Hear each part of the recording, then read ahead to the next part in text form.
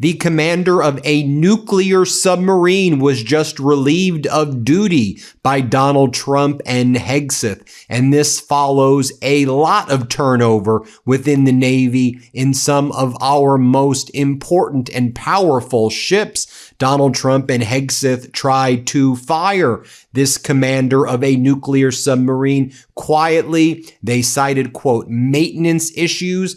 But we need to really drill down what is happening here on this nuclear submarine. What happened to the top U.S. Navy commander who was mysteriously killed in the Arabian Sea? We also know that the former Secretary of the Navy, John Phelan, was fired in the past several months during this catastrophic and unlawful war in Iran. Hung Cao is now the Secretary of the Navy. We also know that the commander of the USS Mason was recently fired before the ship went into the Arabian Sea. We also learned that another nuclear submarine made a surprise stopover in the Strait of Gibraltar, which is interesting as well because rarely do these nuclear submarines announce their presence, and this USS Alaska submarine did that. And what happened recently in that area? Well, we know Donald Trump is threatening the sovereignty of Spain.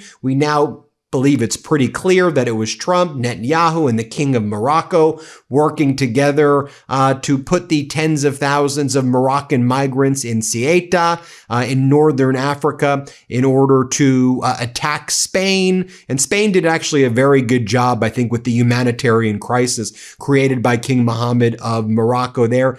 But you had that nuclear submarine announce its presence. And, you know, these nuclear submarines form the sea leg of the nuclear triad. These nuclear submarines, the Ohio class as they are called, they are divided into two teams usually. For example, the nuclear submarine that we're going to be talking about right now, where Commander Joseph Sammer was fired and relieved of duty, had a blue team and a gold team. He was the blue team commander. Usually the teams go out for 70 to 90 days while the other team is involved in training. And this is a really big deal, especially as we're seeing a lot of other top commanders get fired. The Secretary of Navy has been fired, and it's part of this pattern of Trump and Hegseth firing these top people. Now, maybe there was grounds for it, but for all of these people, especially during a catastrophic war, raises many red flags. And/or are they hiring people who are qualified in the first place? For example, we know that the Trump regime has not promoted any female to become a one-star general. Hegseth has pursued racist, misogynistic, policies to not promote minorities, not promote women. We know that the United States has pushed out some of its top military talent, right? The former chief of staff of the Army was well respected. Former top commanders in Europe, well respected. The former chairman of the Joint Chiefs, C.Q. Brown Jr., the 4-star, replaced him with a 3-star, and they fired C.Q. Brown Jr. because he's black. They brought in a white guy who they liked his nickname, Raisin Cane, who needed a waiver because he wasn't qualified. And again, this is the chaos that the Trump regime is engaged in while engaging in this catastrophic war. No wonder Trump surrenders over and over again. And also, the amount of times that Donald Trump says, "We've destroyed Iran's navy. It's at the bottom of the sea." We know with Trump, it's always projection. When I'm sharing with you right now, seems that there is a massive crisis going on in the United States Navy right now at the leadership level of promotions, of who is in charge, why are commanders constantly being fired. You had, by the way, the former Secretary of the Navy, Phelan, he was in the Epstein files. He was on the flight manifest. No shocker there. Hung Cao, has said some of the most deranged and lunatic things as well. Let's go through this, shall we? The Navy relieves the commander of the USS West Virginia, Commander Joseph Seymour. You see him right here. He was relieved of the blue crew duty. You see this photo of him taking over command August 14, 2025. So he didn't even make it 1 year, and this guy was rising through the ranks. So the fact that he didn't make it 1 year raises lots of red flags. There was apparently an investigation into, quote, maintenance issues, and that's kind of the broad term that they use because they don't want to say misconduct or inappropriate conduct. They say maintenance issues. And so he's been relieved of his command right there.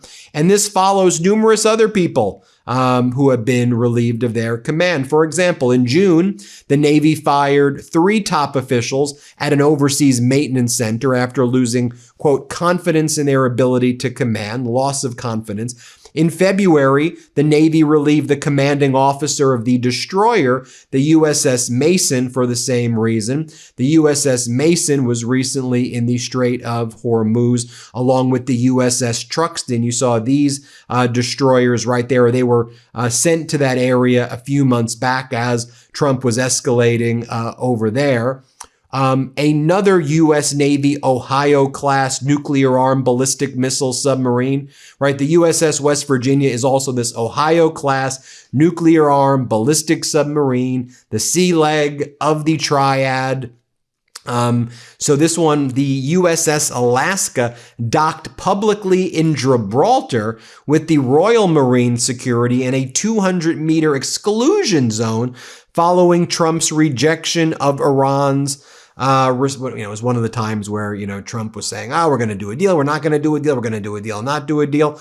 The Ohio-class submarines carry up to 20 Trident nuclear missiles. They almost never make public port calls. Let's just say they rarely ever make public port calls. They stay under. They're stealthy. They're our nuclear triad. They don't pop up. And they popped up in Gibraltar, which is just fascinating. Strait of Gibraltar, Mediterranean Sea, right? That was that area right by Ceuta, where Morocco sent 50,000 migrants who were returned. Although there were some tragic incidents where there was a lot of death actually as well from that as well, right? You got the Gibraltar Strait, Strait of Gibraltar. Then we're looking over here. You got the Red Sea, Bab el-Mandab Strait, Red Sea, Persian Gulf. What do you've got? You've got the Hormuz Strait right there. So projecting the nuclear submarine there, and it making a port call, again, very odd. But when it comes to the Trump regime, all of this behavior is odd. Raise your hand if you want an all-natural GLP-1 alternative to help you hit your weight loss goals. This podcast is sponsored by Veracity. If your goal is weight loss, you need to try Metabolism Ignite, the #1 doctor-recommended GLP-1 booster and GLP-1 alternative. Metabolism Ignite has sold out 10 times for a reason. No side effects, no allergens. Metabolism Ignite is an all-natural, safe, plant-based aid that results in an 85% reduction in hunger and is clinically proven to lose, on average, 9 pounds in 90 days. Now, I started Metabolism Ignite a couple of weeks ago, and with just 2 capsules with breakfast, I feel more energized and focused all day. I don't even need my morning latte anymore, and I'm not craving that mozzarella stick when 3 p.m. comes rolling around. So, what's in Veracity? It's a unique blend of lemon verbena and hibiscus extracts, green coffee bean extract, and magnesium. Plus, even if you are on a GLP-1 medication, Veracity is safe to take along with GLP-1 medications to aid in boosting your metabolism and appetite control. With a product like Veracity, a common question is, what are the side effects? Since Metabolism Ignite is made from 100% natural ingredients and is caffeine-free, clinical trials showed no negative side effects from the ingredients in Metabolism Ignite. Now, I love when something is scientifically legit and doesn't come with a warning label that makes me panic. Just 2 capsules every morning. Sticking with Metabolism Ignite honestly couldn't be easier. So before Metabolism Ignite sells out again, make the switch to GLP-1s the natural way. Head to veracityhealth.co and use code MIDAS for up to 65% off your order. Once again, that's Veracity, VERACITY, health.co for up to 65% off, and make sure you use my promo code Meidas so they know that I sent you. This also happens at the same time that China's Navy successfully test-fired a nuclear-capable ballistic missile carrying a training simulation warhead from a strategic submarine into the Pacific high seas. The launch triggered swift condemnation from New Zealand, Japan, Papua New Guinea, and they all called this a threat to regional stability. And as I've done another video about in the past, this past morning, you have all of these admirals and generals leaking to the press that the United States does not have the forces to escalate in Iran, and certainly doesn't have the forces to protect the United States anymore. That the U.S., this is essentially what the U.S. allied commander from NATO in Europe, Grinkowicz, who's very well respected, General Grinkowicz is like, look, the United States is now protecting Israel, and we don't protect the United States anymore. We don't have our capabilities to protect the United States. And if there were to be any conflicts in the rest of the world, that the United States would need to project strength, and we don't have the capabilities. And of course, Grinkowicz and a lot of these generals, what they're not saying out loud or even on background, China's building its ballistic missile nuclear class of submarines, as we just talked about there. And then, of course, you also got Russia, Russia and Ukraine and the escalation taking place there. This also comes at a time where we learned that Navy SEALs in the past year used 2 boats to escort Kash Patel and 9 others on what a Pentagon email called a VIP snorkel trip next to one of the military's most sacred sites, the underwater tomb of the USS Arizona. And as I note before, over the last year, the Navy has not promoted a single female officer from captain to 1-star admiral because Hegseth and Trump hate women and hate black people and hate minorities. And as it's my opinion, you can have a different opinion. I'm sharing with you my opinion protected by the First Amendment as evidenced by their actions. Let me be very clear. It's opinion speech. You can disagree with the opinions. And then that brings us to U.S. Secretary of Navy John Felon, who was terminated by the Trump regime. He was named on a flight manifest found in the Epstein files, showing that he flew in 2006 from London to New York on a Boeing 727 owned by convicted sex offender and trafficker Jeffrey Epstein aboard an aircraft known more commonly as the Lolita Express. 12 other passengers listed on that manifest beside Felon include Epstein, Jean-Luc Brunel, his trafficker, a French modeling agent who trafficked, and others. And just to remind you, what Felon was saying before he was fired was that for the first time in generations, we will have a new leg in America's nuclear deterrence because they wanted to build Trump-class battleships, they were going to call it. Donald Trump doesn't like stealth. He didn't like the submarines. He wanted his own battleships that look like World War I battleships. So look what the former Navy secretary had to say about building Trump battleships that look like World War I or like World War I ships that are nuclear powered, which is probably the worst idea given drone warfare, unmanned submersives. These people are the dumbest people. I know we've got a lot of military people who watch this.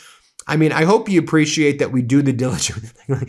Y'all must be, if I'm thinking these people, this Trump regime is like the biggest group of idiots. They're like the worst to the military. I could only imagine what the people in the Navy who watch this and our other armed force members who watch it. And we have top people in the military who watch this. I just wonder what you think. Anyway, play this clip of Phelan. Let's play it.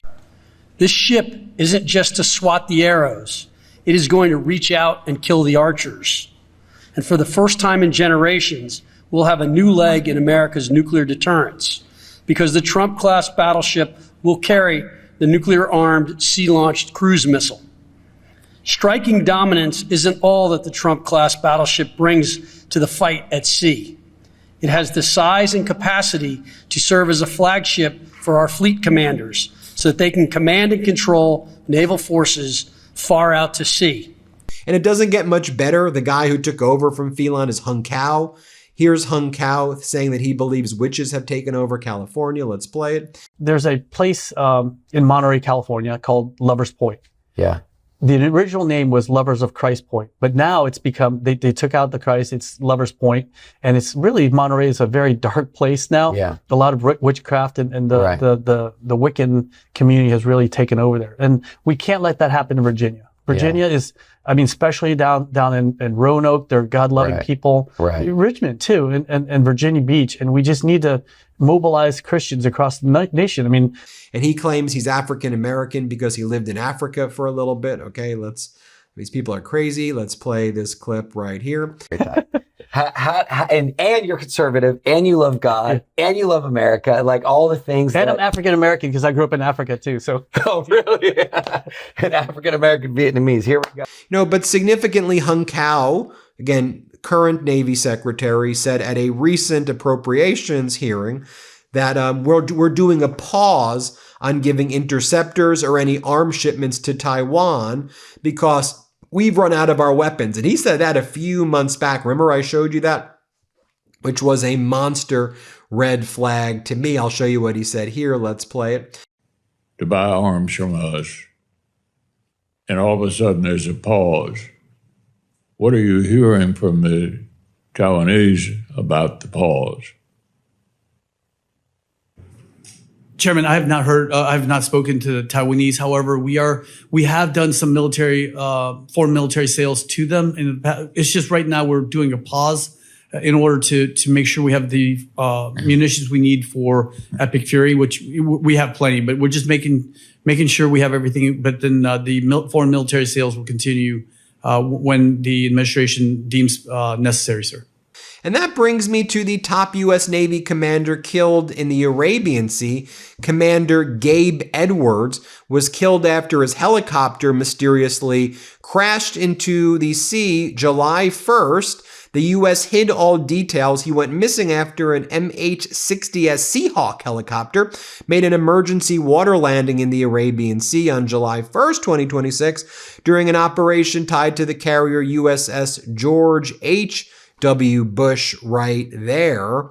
And so I think that the totality of what I've just said raises some massive red flags. I'd love to hear what you're thinking as well about all of this. In any event, hit subscribe. You tell me, come on, what's your theory about what happened? Is it connected to Trump surrendering? Is it connected to Iran? Is it connected to Gibraltar?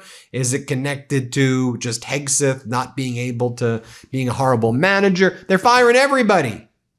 Hit subscribe. Let's get to 7 million subscribers. Thanks for watching. Before you go, our book, WTF America, is available for pre-order now. It's the story of how we got here and how we fight our way back. To pre-order, scan the QR code or click the link in the description. Let's do this.